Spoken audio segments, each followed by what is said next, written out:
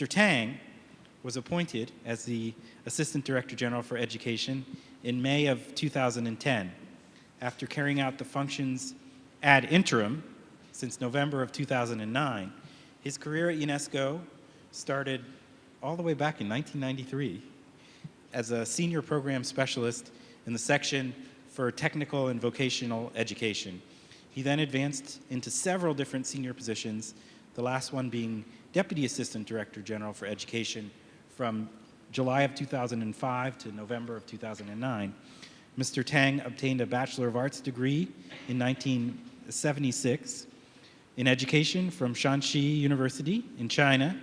He then taught at the high school level for 2 years before moving to Canada, where he completed his graduate studies with a master's in exercise physiology and a PhD in biology from the University of Windsor.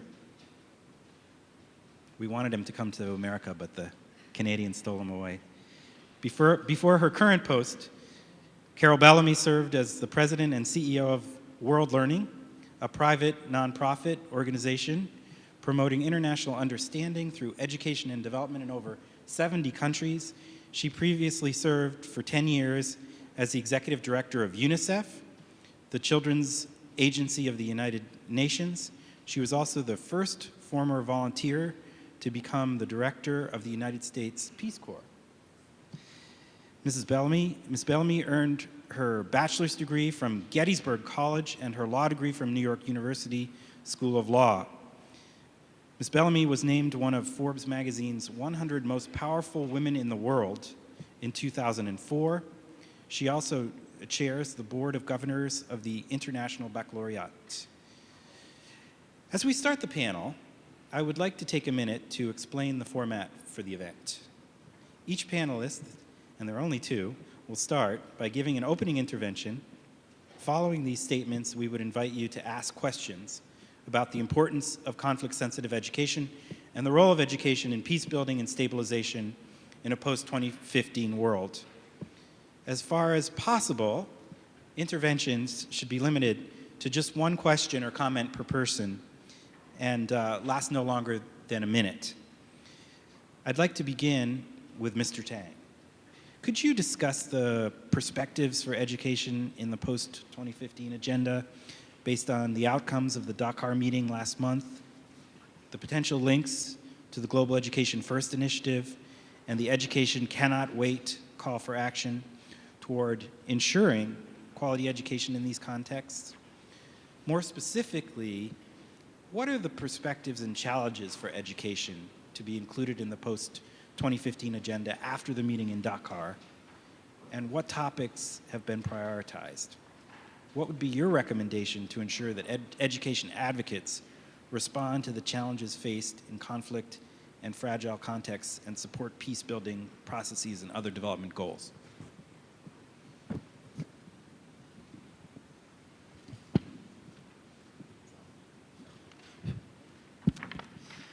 Thank you, Ambassador. And Your Excellency is the Minister of Education from member states. And dear colleagues and ladies and gentlemen, it's my pleasure to welcome all of you coming to the headquarters of UNESCO.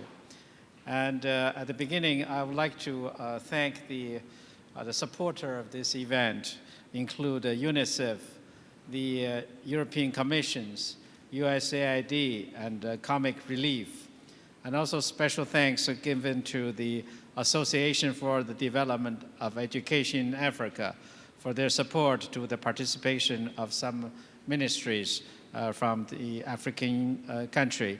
And also I welcome my co-panelist, Ms. Carol Bellamy, Chairman of the Global Partnership for Education, and I thank Ambassador Killam for agreeing to keep us all on track with our discussion on this first panel.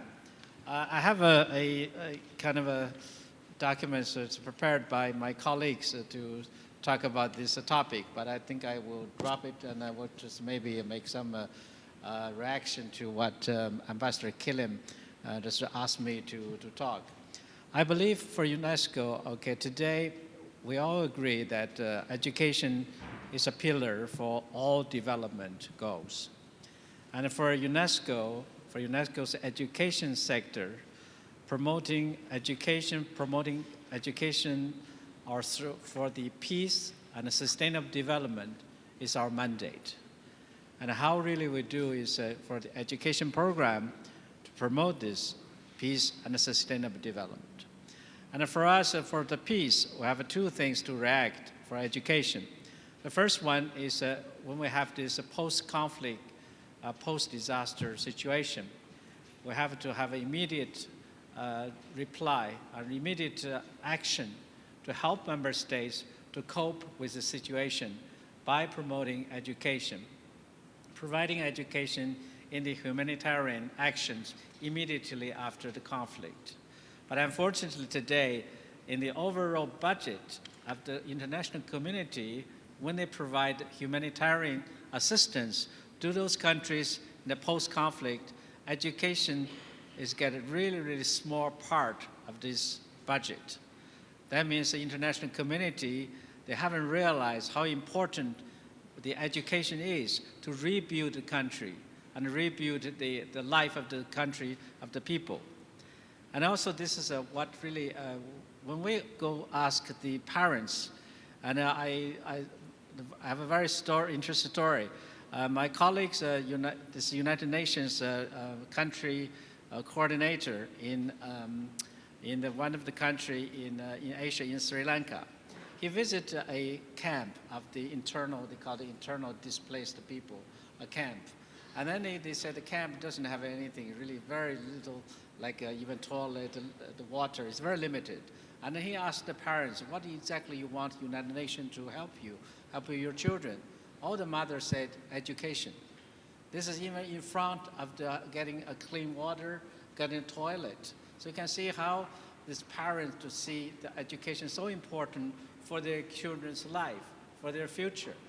So when we talk about this, we really believe that in the post-conflict reaction, we should emphasize the importance of education.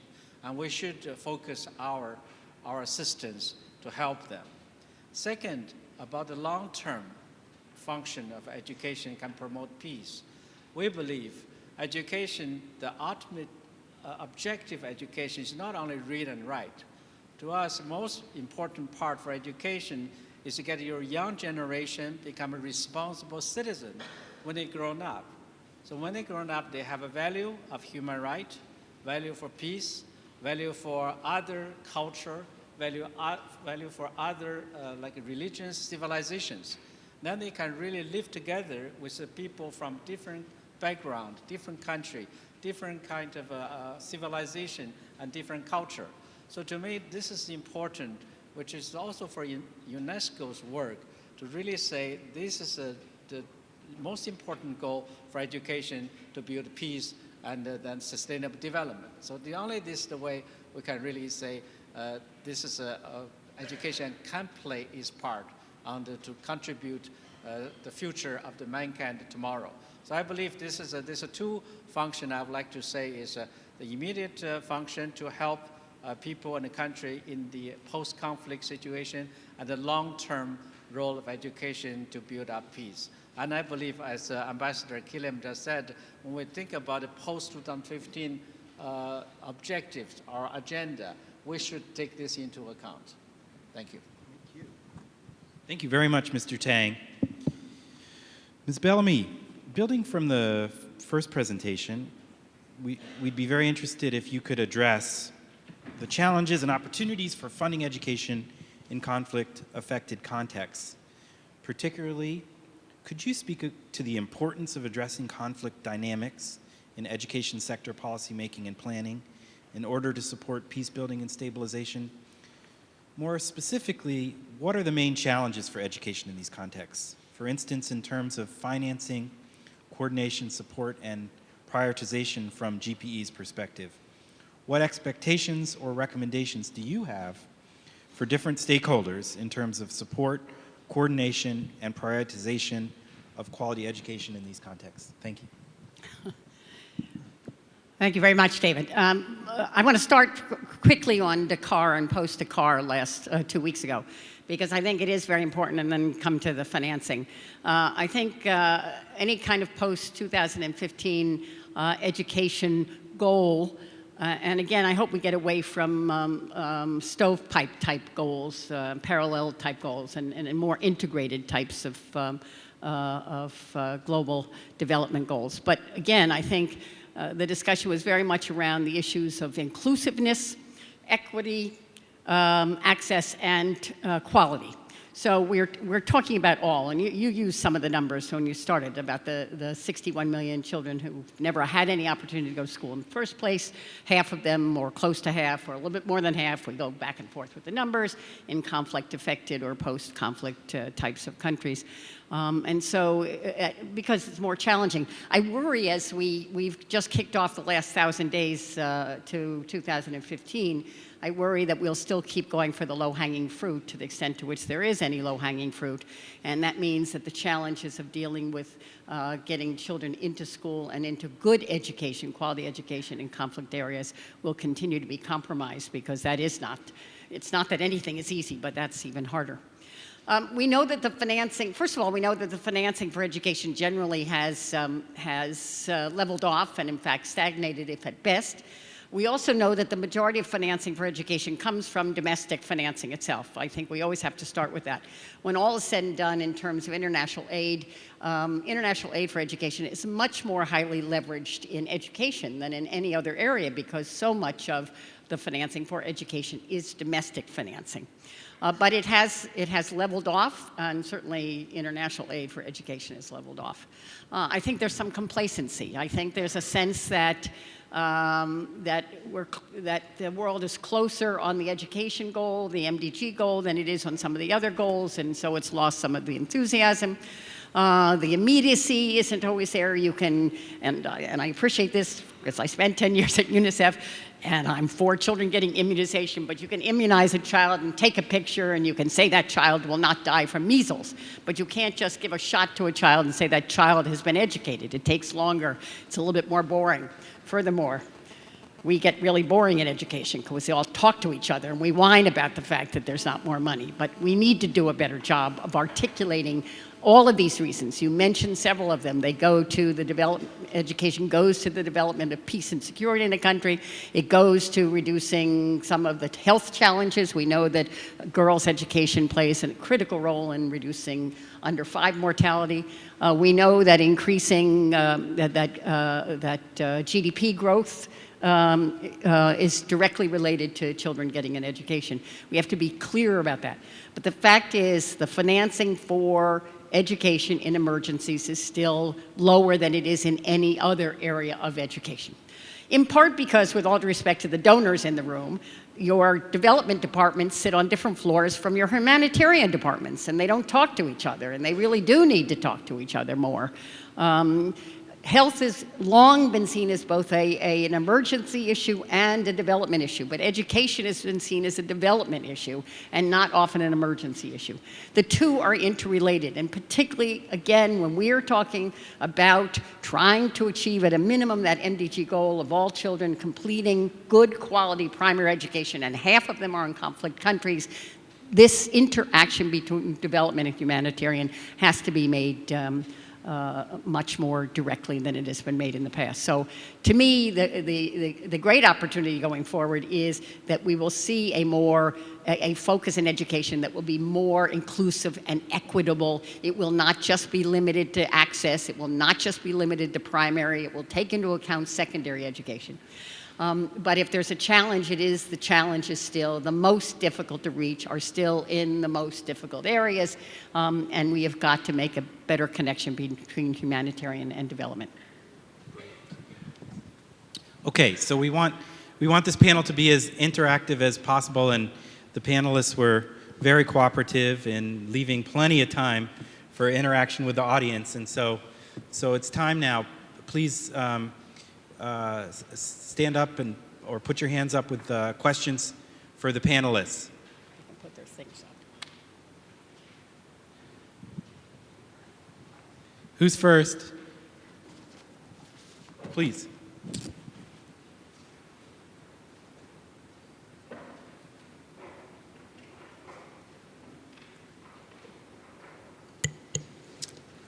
I'm Ashley Gimple from the U.S. delegation.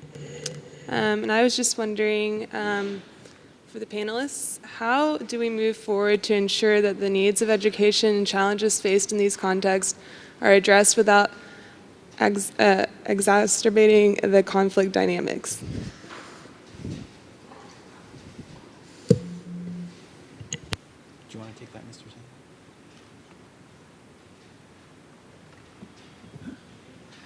Well, I understand, if you understand your question right, is how really you want to know how really can make sure the assistance to in this area can be really meet the needs of the people, right, in the post-conflict situation. And of course, basically, from UNESCO's point of view, this is when we work in the country, we certainly will be the partnership between us and the government, and also NGOs and other people really working actively in this area. We certainly do need to find really the local context and also the local ownership of this, rather than imposing from outside. So we always work closely with the member states, because they do know most important part of the needs of the country, of the people. So then we need to see there be no external imposing, but rather internal cooperation with the local authorities. To us, this is a key when we do this kind of work in the field. Carol, do you want to say anything? Well, I think we know it's harder, but we need to support the education plans of the country themselves. And the capacity in post-conflict or in conflict is always even more strained. But the focus should not be on parachuting in some education plans from outside. It ought to be in as much as possible in support of the capacity building within the country itself, the education plans within the country itself, and the long-term sustainability. It may mean increasingly working with not only UN agencies, and certainly the Global Partnership, particularly in conflict countries, is working very closely with UNICEF at the local level, but an increasingly strong and energetic and robust civil society community. But the long run, it can't be a separate education plan. It really has to be the priorities of the country themselves. Great. Next question. I think we had somebody with their hand up. Thank you very much. My name is Ingeborg Breines, previously UNESCO, now International Peace Bureau. I would like to congratulate everybody here on the work that you do on emergency education. It is extremely important that we have education in emergency situations. However, it seems to me that it is much more important to avoid emergencies. So how do we strengthen in the draft declaration and in the work that we do education that helps young people tackle conflicts without violence? So I would like to see, and that is my question to you, how can peace education, education for a culture of peace, be much more prominent in this declaration as in the work that we do in emergency contexts and others? Thank you. That's a good question. Who wants to go first? Carol. Well, actually, I think the interesting part about the declaration here is that it isn't only once the emergency is started. It is building into education plans, anticipating, doing a risk analysis and anticipating what would have to happen to try and avoid emergencies. We do know, I mean, when all is said and done, even though I will argue strongly that for the most part, education helps bring one out of emergencies, we know that education can be manipulated to create difficulties. But if the overall education sector plan of a country begins to take into account the potential of how to respond to a developing emergency in the first place, rather than waiting for it to occur afterwards and then a post-response, that's at least one way of moving in that direction. Being sensitive to the issue of not just peace education, but tolerance. I know I'm dancing on words a bit here, but I think building in tolerance, understanding. One of the things that I think is very important about the Secretary General of the United Nations Education First initiative is that third pillar, no particular order, which is about global citizenship. It says that education isn't just about education for education's sake, but it is to create a stronger community, to allow you to engage more directly. So I think if we see education as something that can prevent in the first place, and we use education as something that can prevent, there can be greater understanding, greater tolerance. That's one way. It doesn't mean the world is perfect. It doesn't mean all conflict goes away. But we engage in conflict prevention up front rather than waiting for it to occur. Mr. Tang, your sector is doing a lot of very good work on tolerance education. I see Kate Moriarty in the audience, and you're working the Teaching Respect for All initiative that's supported by Brazil and the United States, and Holocaust education and anti-homophobic bullying in schools. And can some of this be applied to conflict zones? Ambassador, actually, I was planning to say that. I know you. Thank you. I'm glad to see one of my former colleagues there. Now, we worked together years ago in UNESCO. Let me put it in two levels work. We would like to see how we reach this to prevent the conflict. One is at a very high level, say when we're talking about global level of education, we're talking about we promote the education for global citizenship. And this is one of the things many people mentioned, this new initiative by Secretary General Ban Ki-moon of UN. When they start work out this initiative, at the very beginning, they say the objective is only one, is put out-of-school children into school. And then when they consulted UNESCO, UNESCO said, according to our mandate, we think this is not enough. We should also think about the quality of education. And also we should think about how to promote education for global citizenship. And luckily, the Secretary General took our advice. Now you can see his initiative have 3 pillars. Put education for global citizenship is one of the important part. We believe this is one way we can see at the global level to promote education, the function. Second is actually at the country level. We do work at the school level, even with the support of the United States. We started a project in Brazil, in school, to prevent school violence. Because in many countries, both developing and developed countries, school violence is a big challenge. Also, not only say teaching them a value, but we should, in our education, should change the people's character. So they should have a non-violence character. So both at the higher level and the individual level, we should, I believe this is if we do this both levels work, we can create a more favorable environment, both the micro and the macro environment. Then we can hopefully really promote the peace at the both global level and at the school level. And maybe you would like to ask my colleague to say a little bit more about this project, Ambassador? Kate, do you want to step in and say a few things? Kate works on human rights education for UNESCO. Thank you. Yeah, I think in answer to the question and then to complement what's already been said, but I think for UNESCO, both my colleagues here from the post-conflict, post-disaster unit would also say that right from the beginning, I think those values of peace and human rights would be there in terms of the education providing children in emergency responses, and certainly in the long-term efforts that UNESCO is doing, we're really promoting peace education as part of curriculum, part of quality education.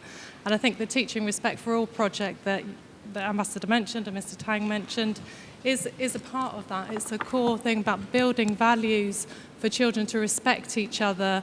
The main focus is preventing racism, ethnic discrimination and xenophobia, and we've seen how these can lead in many cases, particularly in some regions of the world, to civil wars, to conflicts.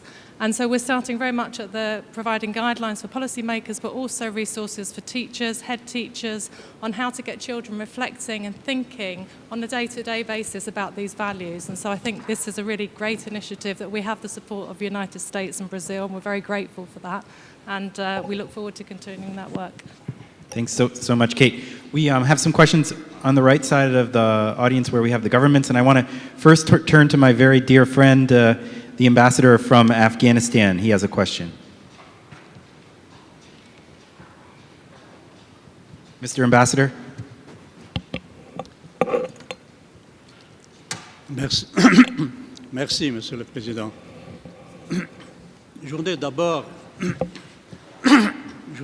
présenter mes sincères condoléances à la perte de la dame, l'américaine, qui vient de perdre sa vie suite à des attentats des talibans. Je crois que là, cette malheureuse perte est une preuve de ce que font les États-Unis en Afghanistan. Les États-Unis, véritablement, ne sont pas en Afghanistan pour faire la guerre, mais pour éduquer. Et ça, c'est encore un exemple qui illustre cette présence humanitaire. Je voudrais ensuite dire qu'en même temps que les projets d'éducation s'étalent et se développent au niveau de l'UNESCO, en même temps, il se développe dans le monde des courants tout à fait contraires et hostiles à toutes les valeurs de l'UNESCO, dans la tolérance et le dialogue et le respect d'altérité. Toutes ces valeurs-là se trouvent malheureusement aujourd'hui en train d'être combattues dans des zones de conflit, là où la politique domine et là où la politique est maître, alors que l'éducation est faible et incapable et qui prend beaucoup de temps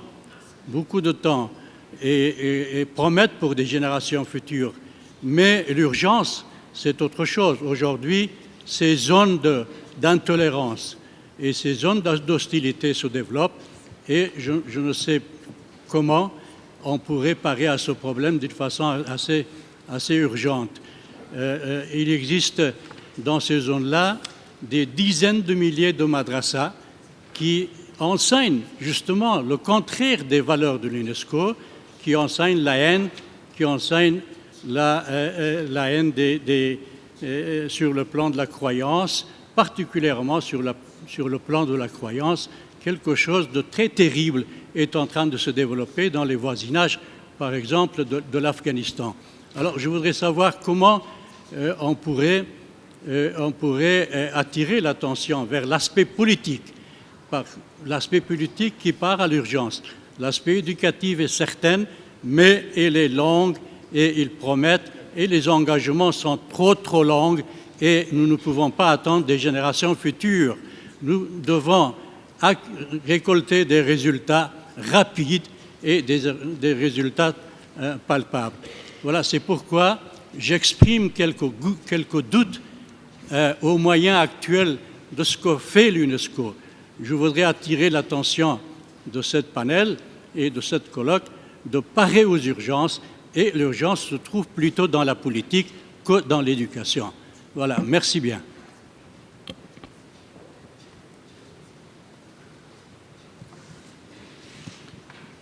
Thank you very much, Ambassador. A lot of important points there, and certainly the United States worked with Afghanistan and Indonesia and Malaysia and a number of other countries a couple of years ago to